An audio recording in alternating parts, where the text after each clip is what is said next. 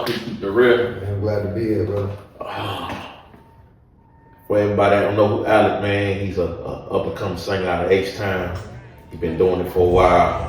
I brought this young brother to inspire others that might be on the same journey and that are struggling or might even think about going to another career because so much is going on in their life that they feel like they won't be able to pursue their dreams. But Alic is here to let you know, don't give up on your dreams. Because he has been doing it for almost 15 years and he's on the brink of success. So Alic, born and raised in H-Town? Born and raised in H-Town, man, and like you said, bro, just a young man trying to make the right decision, do the right things, and it didn't start that way. It wasn't always like that. Had great parents, great influences. Obviously, everybody's parents got their own struggles, but through the lens of a child, you're gonna look at your parents like your hero, right? And it kind of makes it easy for them to let you down too. But we ain't gonna talk about that today. But it's I will say, man, at all 15 years of this, bro, it wasn't an instant rise to the platform. It was work. It was putting your feet in the soil and really walking through some hard times and really accepting and learning that from the outside in, it looks like people are handed everything, especially when you have an exceptional amount of God-given talent. Right. But what it really is, bro, is the days that people don't see, the days that people don't see, the days of failures that people don't see, the no's. People see all the yeses. Yeah. They'd be like, yeah, man, you did it. And it'd be like, bro, I didn't went through 55 no's, I went through 55 failures before I finally crafted success. And so 29 now, bro. Started at 12, and that was, honestly, that was the year we started while our house was in foreclosure. Wow. And Pops, he's like, man, you gotta pay for this contract, because I believe in my kids. I come from a gospel group. My family, real talent, like both sides of my family are very talented. Right. And I guess my parents were the first to think to put it together in the group and had a bunch of kids. And so we just started on YouTube. And how many siblings? How many of y'all is it? Officially, I have 11 siblings, like with my dad. But with my mom and my dad together married, it's 8 of us. Wow. And so it's a lot of big over tribe. Wow. And so you're growing up in one house. You know what I'm saying? And basically, you have to figure out your identity and who you are within a bunch of people. And then now we're in a group, and we all a bunch of kids. And we got to go touch the minds and hearts of other young people, and we don't even really know who we are because we're young people. Right. And so now I've arrived to a place, bro, where I'm understanding the weight of who it is that God has called me to be. And it wasn't always like that, bro. I ran for a long time. Jonah. Man, what? My mama was calling me that for a minute. Jonah, stop running from your crash. Stop running from your calling. I got cousins that's into the life, that's in the life, and when you from where I'm from, that can look like it can look appealing, right? And especially when you like, I'm not, even though my family is church people. You should look at my pops, you look at me. We don't look like nobody that you see at the church house. None of that. We don't act like it. None of that. So when I started to grow up, I was like, I don't see nobody that look like me in here. I don't really want to kick it in here. Right. But when I go kick it with my cousins on the corner, I kick it with my cousins over there at the stove. Go to my cousin's house. They take me outside around all their homeboys. I fit in. So you kind of grow up in that mindset, like, well, you don't even realize you're lowering yourself, right, to be into it. To be accepted into to be accepted by the people who don't accept themselves. Wow. Don't accept themselves. When you realize you see a lot of people, you recognize how God has really illuminated you, and it's also a real thing where people will not like you for real, because that's not what you're supposed to be. Say that again. They'll not like you, and you will never know, and you'll be like, why this is treating me like this? Why are you being this way with me? Why are you acting this way towards me? Why? The whole time it's because you are light walking around in a dark place. Right. And you illuminate those dark things in them. And they don't like those things to be illuminated. Right. And you ain't even supposed to be open. And so now you're in a place. You realize that you're around a bunch of people who don't, you live in a den of snakes, bro. And you call it home. You call it home because at least here, they kind of like me, accept me here. Ooh, wow. So I went through that for some years. I called it a severe identity crisis, bro. And I'm glad that you said that out loud, how you call it a severe identity crisis, because not too many people talk about that. Not too many people admit that they go through identity crisis in life.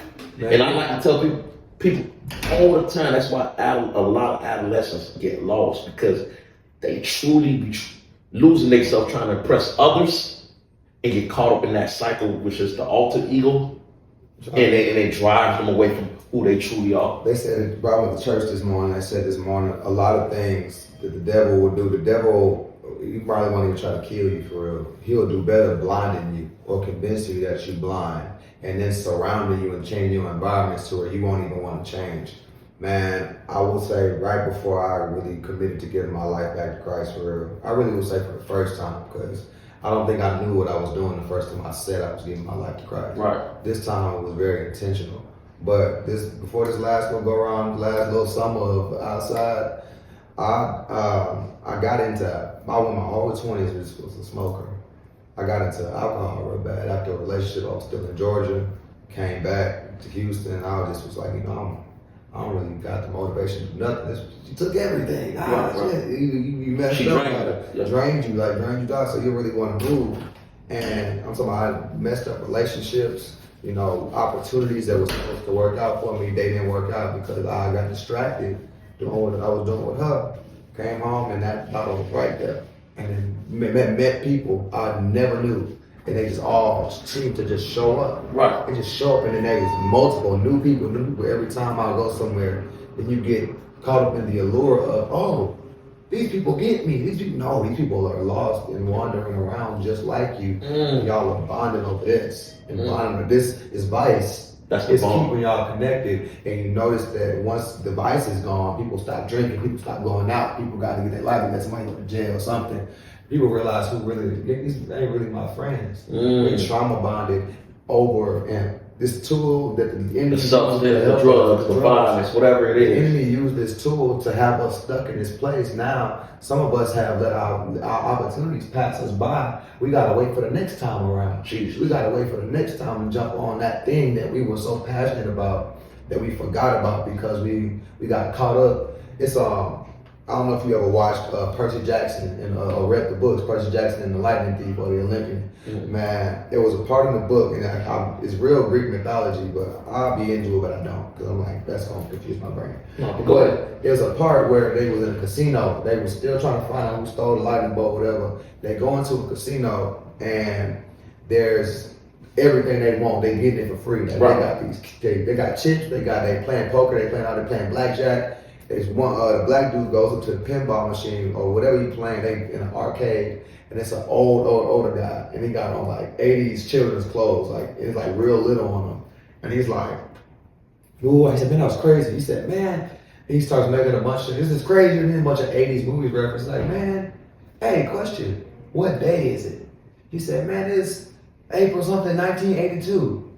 And the thing is, what that said to me was, they have been there for, in their mind, 3 days, but on the outside world, 3 months have passed by since they have been there. Your life will pass you by, and it'll look like moments in a blink of an eye, bro. I know about that. I woke up and I was 29, bro. Yeah, I was just 25 I understand. And your decisions, and then you'll look back and be like, what do I have to show for all this time I was there? And nothing. And so then people get caught up in guilt and shame. Regret. That's also a trick of the enemy too, bro. It's also a spirit. It's also a trick of the enemy, bro. And I went through that too because I would say I'm gonna do this. I'm gonna stop drinking. I know that drinking is fucking me up. I know that this is messing me up. This is why I can't get to where I want to go. And it was like, this ain't even the hardest thing I ever dealt with. So why this really got me like this? And man, honestly, what happened was I stopped. One of my friends called me, bro, and she just was like, that's the trick of the enemy on you, bro. She said, you tell yourself what you're going to do and then you let yourself down because you go out with your friends and drink or whatever. You might go too hard or whatever. But that's the purpose of grace. That's the purpose of God. That's why Jesus came, to renew that every day. You are never going to be strong enough on your own. No. You'll always fall victim to yourself. That's what you was a die to Christ, die to yourself. Every day. It's a daily struggle. Wow. And so I didn't know we're gonna tour this, but yeah, man, I'm loving it. I'm seeing through a whole different lens, bro. I got a son now. My son's 7 months, bro. Right. Is that your first child? That's my first child. Wow. So how was it when you became a father? Became a father, and how did that make you look at your father? Man, it made me look at my father like, dude, I done said a lot of hard shit to you over the years. I done said a lot of stuff that I didn't understand. And in turn, he said a lot of stuff to me where I looked at him like, you went through this shit too, and you looking at me like, son, you talking down. I'm like, but after getting my child, I realized you're not really talking down to me. You a parent, so you're gonna express disappointment to me. How you disappointed us. I'm looking at him like, you ain't got no room to talk. I watched you go through this, and that. And the whole time he's telling me so that I don't go through this, that, and some more, this, and that. Yeah, and so it's like, bro, seeing it through my child, he probably looking at me how I look at my 7-month-old. I'm like, nigga, you really helpless. If I don't help you hold your head up, you're gonna bust your head on the wall. If I don't help you learn how to hold your bottle, it's gonna fall off. You ain't gonna eat today. You literally are a helpless child. I'm this man's child, so having a child, my priorities have switched, bro. I've always been an artist, and to the point where when we did the group thing, we got on. Like, we didn't get the industry success. That's a different conversation. Correct. That was no good. They took all that money. We had to get it on the road. We was road traveling. They were taking us. It wasn't even touring. Like, this was chicken circuit. Like, these was churches in the woods, like in the country. Like, that's why we know so many young people. We have to adapt to so many young people because these are places these artists wouldn't go to. They wouldn't minister to these people, and they didn't really want them because they was old. We was kids. So when you doing these not tours, but little circus rallies or whatever you want to call it, like small day to day. How many spots were you hitting throughout 6 months? Throughout 6 months, I want to say honestly, as a young person, because there was such a demand for what we were doing, bro, we was going like different cities, like 3 to 4 cities in a weekend. From Friday to Sunday, because we was still in high school, middle school, high school. Oh, so you only could do it during the weekend? We gonna do it during the weekend. Wow. So it was really like moving like that. Over the years, after post-COVID, all that other stuff, a lot of industry stuff people don't talk about or whatever, we here and there with it, and not to the point where you can move out at 19, you can move out at 18, because we went into the music being in foreclosure. That wasn't how it was with the last home. Right. But money don't last no long time, especially if you're young and don't know what you're doing with it. So we all moved out, but we still doing what we're doing. Up to the point where my son, music don't pay all the bills no more. But I got a UPS job for the week. I worked in twilight hours. I come home, do what I do. I took a Sunday gig too. But the crazy part is, before I was really being obedient to God, He wouldn't allow me to do Sunday worship. He wouldn't allow me. Nobody was like, hey, you know you could do this, because I really can. But nobody was like, hey, we need you over here with what? I got the resume, all that. But it was because I was so committed to doing the wrong things, bro. Like, God ain't open them doors. He wasn't opening doors for me. And this is ways that I need provision. He's like, my blessings come with obedience. So if you're not being obedient to me, you know what I'm saying? You get your ear on that blessing, that blessing that slip through the crack. That's fine. Good.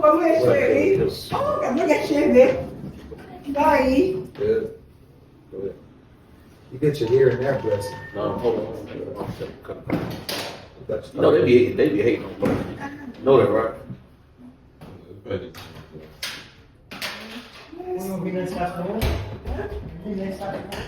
They be low key hating, bro. For sure. They be low key hating, bro. I'm telling you. But go ahead back on what we were saying about You got your ear in there, blessing that'll slip through the crack just because God loves you, bro. For sure, He wants the best for you. But in the reality of it is, your obedience opens the doors that God wants to open for you. God called me to service for Him when I was 8 years old, a dream, and I said, nah. I don't want to do that. At 8 years old. At 8 years old, dropped everything and going in. I tell people, when you hear the voice of God, I can't tell you what it sounds like. I can't tell you how deep His voice is. You just know He's talking. It's Him. It is not an audible thing. It's just like, it's like a moment. It's just God is talking. Right. And everything else stops. Right. And so He said what He said, and I spent years in rebellion, bro. I started reading the Word all over again, bro. Started Philippians with the Jews, started over at Genesis. I'll be reading all through Exodus to Deuteronomy. And one of the problems with the Israelites is they were so disobedient to God, they did not see the promised land. They didn't see the land of milk and honey. What took 7 days took 40 years. It took 40 years. Yeah. And God, even Moses and Aaron didn't end up seeing the promised land because Moses seen it. He made Moses see, but couldn't put his foot. Wouldn't step foot. Let him die around the mountain like his brother. Yeah. And it's saying, listen, the cost of it really puts into perspective, what is the cost of your disobedience, bro? I sat and thought, my friend called me that day, and we just sat and talked about it. I told him the decision I was making. Everything flooded back to me, like all the times I had like arrogantly and like blatantly told God no. And like I'm like, nah, God, no, I'm not doing that. God's on. But I tell people all the time, because I have such a dichotomy in my family of how people were. You got street niggas and you got church niggas. Right. The church niggas ain't really God. Church niggas, they just people that go to church. They don't really know what they're doing. Some of them do now. Right. But man, we didn't grow up. Well, at least me, we didn't grow up learning. I didn't grow up learning the fear of God. They can tell you the fear of God is, I am a friend of God, and it's acknowledged. No, there's an actual fear of God. Like, God, hey, don't play that. And when you think about it in that context, and all the ways you get like, no, God, like telling your daddy, no, nigga, and your daddy like, nigga, boom, Right. knock you down. That's the same context, bro. What did they come through? Yeah.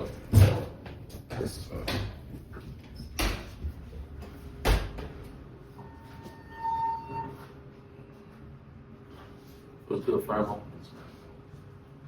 And I became fearful, bro. Like for the first time in my life, concerning like the things of God and like how serious the things that He has really like placed on me. What you talking about, bro? Go ahead. I became fearful. I became fearful of the things that, or really the penance of all the things that God had placed on me that I knew. It's worse when you know. Like it's worse when you know, boy. It's like woe is to the ones that know and still don't be good. You ever get a whooping, bro, and it's worse because you know better. Yeah. Oh man. That's God. And it was like that. And it was like I started thinking like all the times I knew God was like, hey, just start walking, just go. There ain't nothing too complicated. Just go. You know, you might like it. And I tell God all the time, I'm a go and see type of dude. He'd be like, don't go over there. I'm like, let me just go check it out. I come back ripped up, smoking, all that stuff. He'd be like, I'd be like, God, where you let me go? I told you not to go. This is the one thing I would not just go and see. And so, man, I was like trembling, bro. Like, Lord, I'm sorry, man. I don't even remember when I was telling you no. I don't even remember when I was out here like doing something else. That shit look cool, and then you look back from a different lens and you live in a different life and you realize how much of yourself you're wasting. Realize how many of them niggas is laughing at you when you're not there. How many people talking about you behind your back. And then how many times you stay hanging around the people when you know that people talking about you behind your back. Right.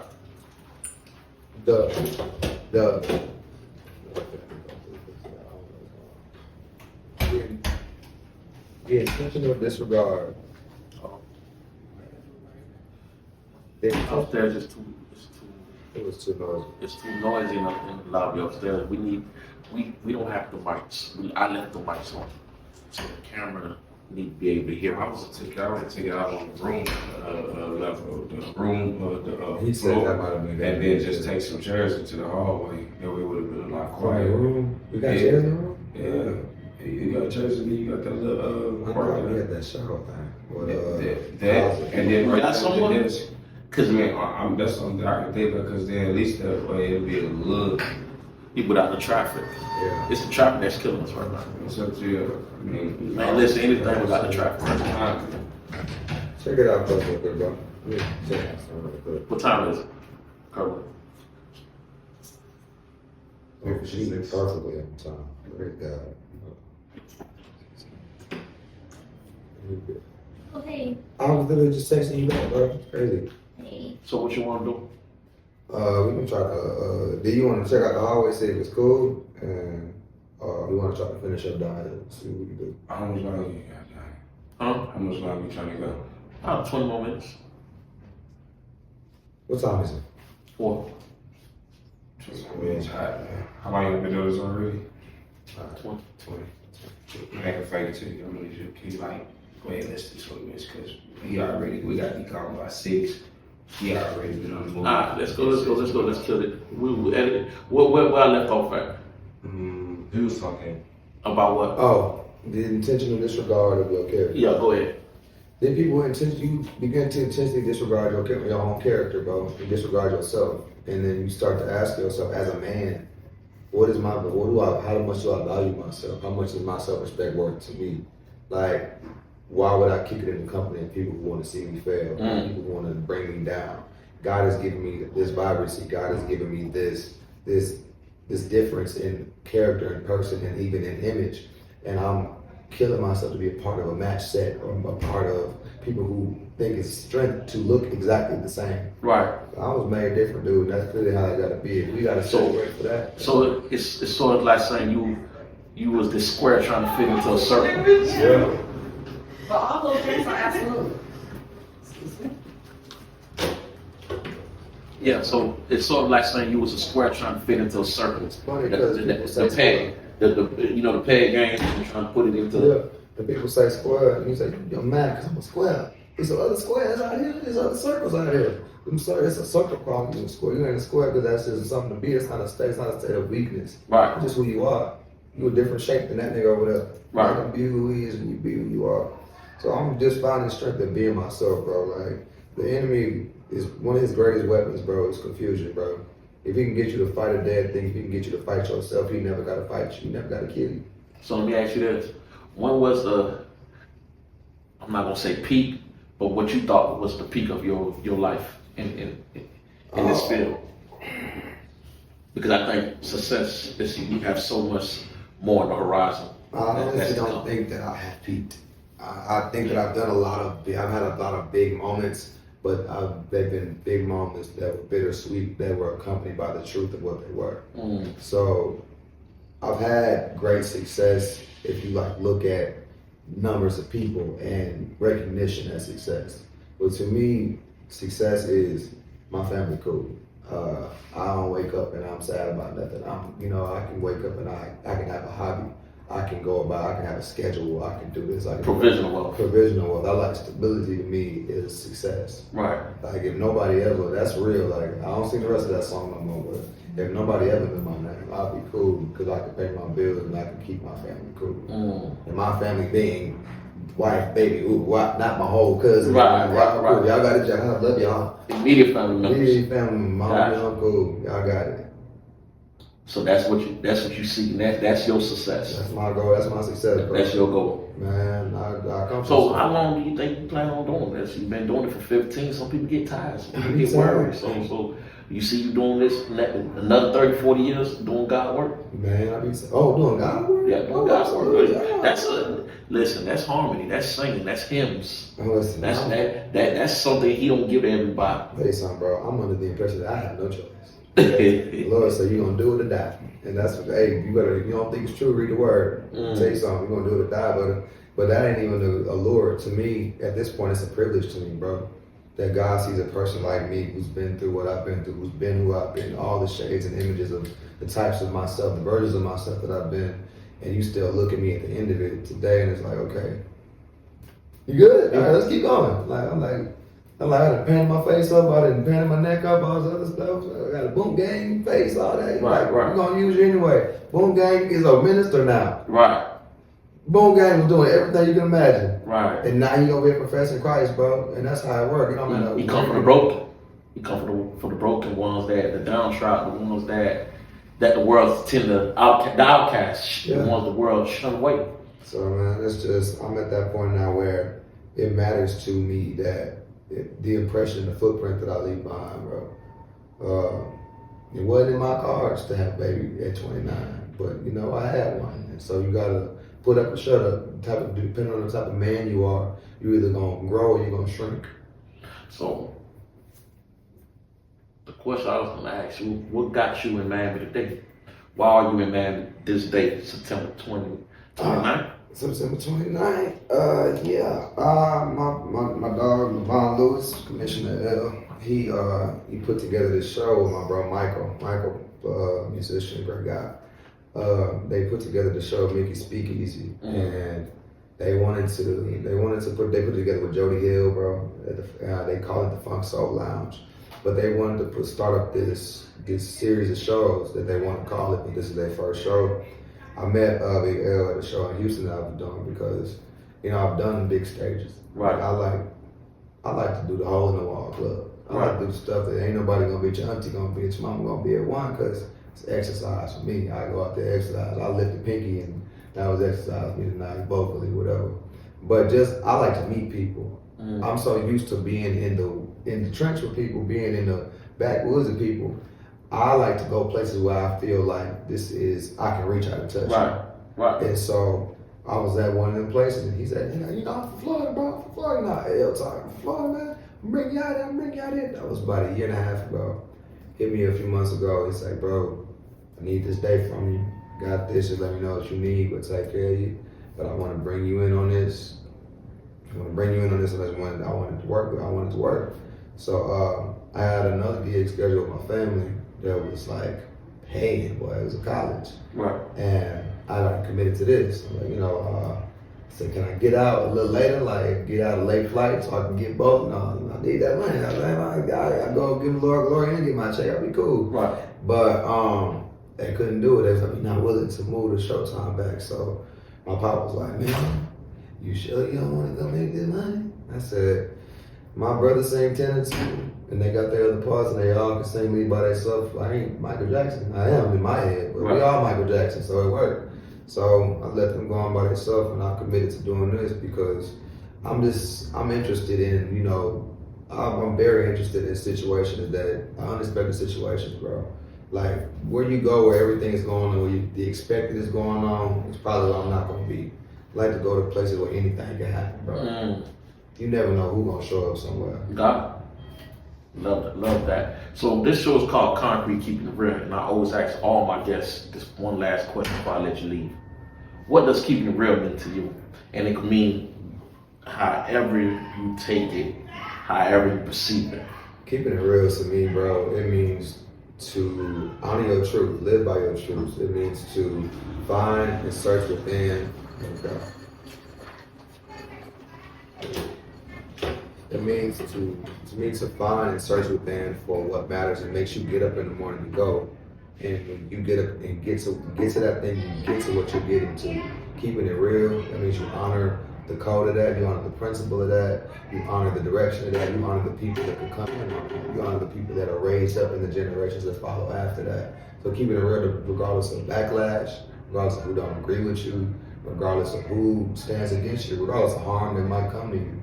Keeping it real, there's a wisdom that you practice with keeping it real, and there's a certain delivery that comes with keeping it real. But living in truth and being a truthful person, I feel like keeping it real and keeping the truth are the same thing. They're very synonymous. But keeping it real is a cool way of saying being a truthful person and being a genuine person. And so there's not a lot of genuine people that be on your feed, on your phone, on the internet. They stage stuff all day just for click. They stage deep moments of interaction and that's powerful. They do that just to reach your mind, just to know that they can, without actually any intention to invest or to help that grow past that point. To me, everything is about a paper trail. What did we do to get here, and where are we going after we leave here? So we're gonna leave it at that. Hope the audience loved what Alic had to say today, all the way from H-Town, and we'll catch you later on Keeping It Concrete, Keeping It Real.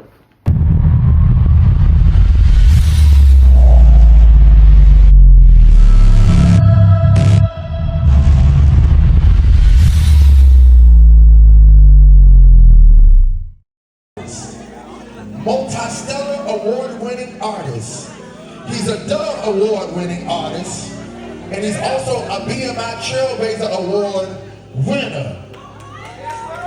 This nigga good. Y'all make some noise for Paco.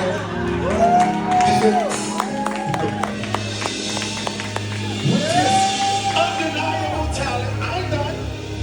With his undeniable talent, amazing versatile gift, Paco has traveled all over the world, singing multiple genres with his siblings and by himself.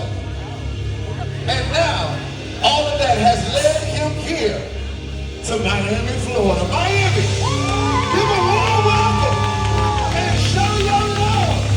Make some noise for Paco Walls.